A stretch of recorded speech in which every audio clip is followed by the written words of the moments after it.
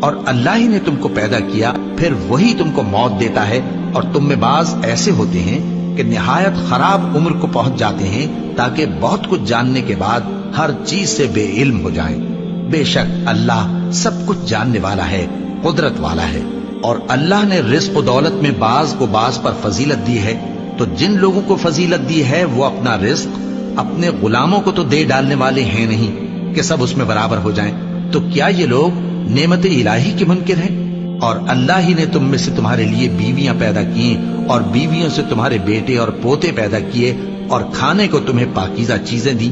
تو کیا یہ لوگ باطل پر اعتقاد رکھتے اور اللہ کی نعمتوں سے انکار کرتے ہیں؟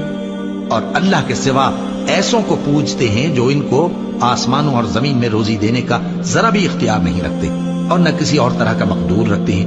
تو لوگوں، اللہ کے لیے غلط مثالیں نہ بناؤ، بے شک اللہ جانتا ہے اور تم نہیں جانتے۔